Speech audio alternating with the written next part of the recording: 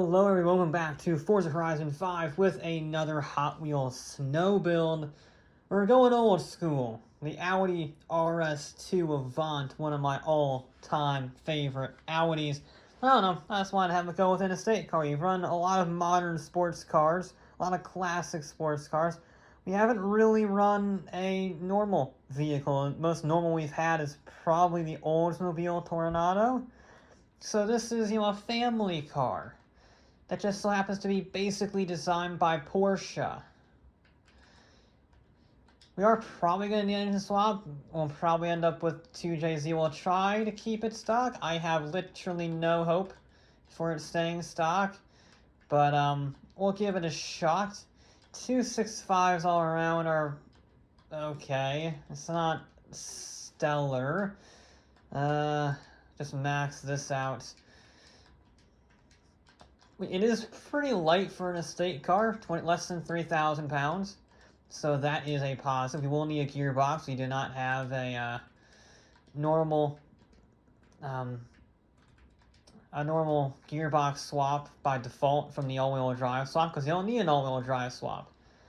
So we're basically bottom of A class. Yeah, we're gonna need the 2JZ. Alright. We're gonna need a really powerful 2JZ, apparently. A maxed out. Okay. I know we have the snow tire, so it's probably not gonna get to the top of this one. I thought it might, because it was B class. But I guess the snow tires really do just suck all that away. Alright, so there we go. I think that is everything. Yeah, there's nothing else. Alright. So maxed out 1,270 horsepower, 3,000 pounds, basically on the dot.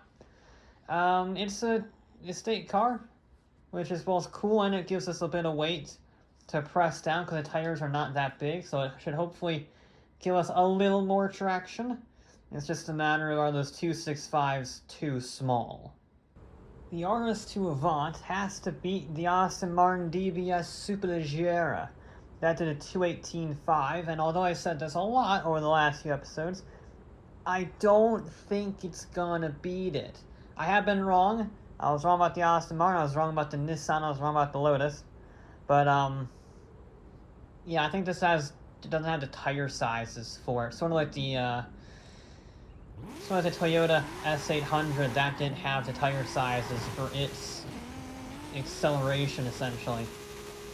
So I'm thinking this might be in the same boat. Yeah, it's a lot heavier, it's almost twice the weight as Toyota, but it also has a lot more power.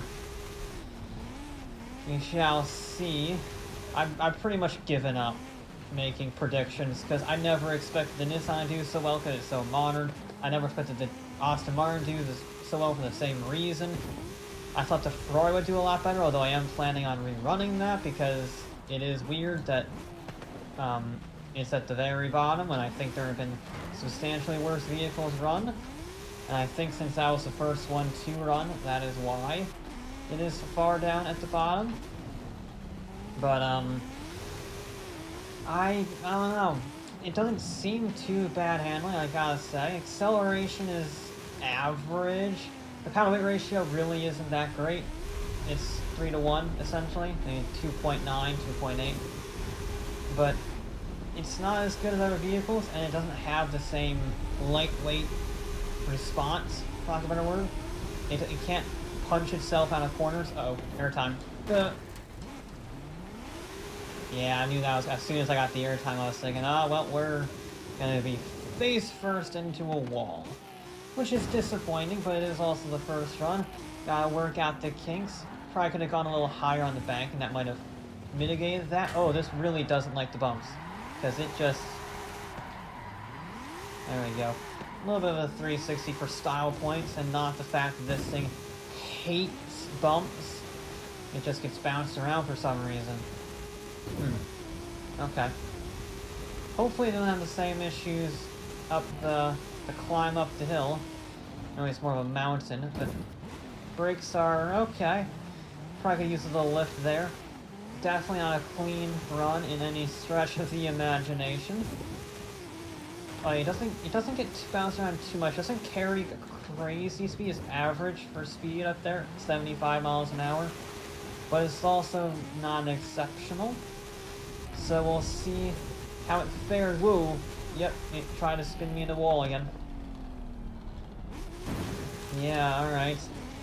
Definitely room for improvement. It's just a matter of keeping it tight, keeping it consistent, because that's a 235 or something like that. That's 236, so room for improvement is definitely had. Second attempt is our usual get a clean run, no shenanigans. We're not going to push it crazy hard. We're just going to try to keep it, in this case, out of the wall. Not going face first into a wall designed to prevent corner cutting is the ideal situation. Other than that, just try to be neat, be aware of the bumps, and let's just try and do the RS2 proud. I've already... yeah. It's tricky. It's tricky. I feel like it has some pace, but I've got these doubts in my mind. I need to get those out of the mind so that I can focus on the... Yep, okay. Turn. I can't do my sneaky tactic I did in the last few cars, where I chuck it into the corner and sort of slide into the correct line. Can't do that in this thing. Doesn't like it. Ooh.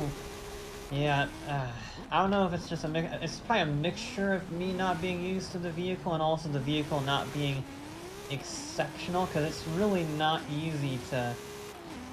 I'm making a lot of sloppy mistakes. Not major, at least not as major as the last run, but yeah, it's just, it doesn't have the front end grip, and you can see on the exit of some of these corners is want to get the back end sliding, so it doesn't really have the rear end grip either. I think those 265s, I think I was dead on, I think those 265s are just a wee bit too small, because it's finicky getting this around here, I'm not gonna lie, very finicky. You can see it just wants to slide, stop sliding, you don't get off the wall. Well, you didn't hit that wall at least, so progress, nope. Oh, you tool. We're fine. Just about. I don't like this vehicle. I don't like how it doesn't have enough grip in any real situation, so it makes it hard to drive smoothly or quickly. That's a shame. That's a real shame, because I love the RS2. And I don't feel like I'm getting the most out of this vehicle. I feel like it's just not all there. Now watch, despite the spin, this is going to be an absolute banger of a run. That was really good up the hill. Almost 90 miles an hour up the hill. That was really good. Where'd that come from, our Audi? Nicely done. Oh yeah, the Aston Martin is finishing right about now. But, it's an improvement. It's still going to be in last, I think. Yeah, it's last. But, I think there's definitely more pace. We shaved 11 seconds off just by not going into the wall. But, I don't like it. There's just something off about it. I think it's just missing overall grip. Oh, this is do or die. We haven't had very great runs, these first two, and this is the last attempt. So, if we don't get this right, it'll be disappointing. But, I don't like how it drives. I just don't feel it. I'm sure there's someone who can get the most out of this, someone who likes the less grippy vehicles. But this is just not suiting me. And I love the RS2, and it's... makes me sad. Makes me very sad. But let's just give it a good shot. Alright, let's just be neat and tidy. A little wide, yeah, it just wants to wander. There we go, that's what I wanted. That's how you take that section. A little bit of throttle management. A little bit of handbrake there, okay. This'll be it, this is our run. This is our time, whoa! It did a wheelie. Don't do that, please, Audi. Please don't wheelie. I'm trying to get a clean run for you here, and that's not helping things. It's not instilling me with confidence in your capabilities if you suddenly point your nose to the sky. Okay. Smooth is fast. Smooth is fast. Yeah, you can see it really struggles on the turn-in more than anything else. I can manage. What's with the wheeling now? That's the second wheel. You didn't have any problems before. Turn, thank you. And now you're wheeling all over the place, like a bloody fool. I lifted there, just because I wanted to get it threaded nicely. Finally got the jump right. That'll help our time a lot. Brakes are fine, no real complaints from the brakes. It's just the turning, the grip. You can see it getting wheel spin. It's simply too much power for the wheels. Everything else is average, it's fine. I won't really complain about it. It's just that grip. It's very important. However, I'm making it work so far. Alright, nice and flat through here in 80. Yep, 82 through there, that's good. Now get on the power while we're straight. I don't really want to get too much sliding because then it will just keep spinning the wheels. I don't need an excuse to spin the wheels even more. This is a much better run. Much better. It's not going to win, but it is going to be a 221. There we go. Nicely done. Nicely done, Audi. That is a clean run there.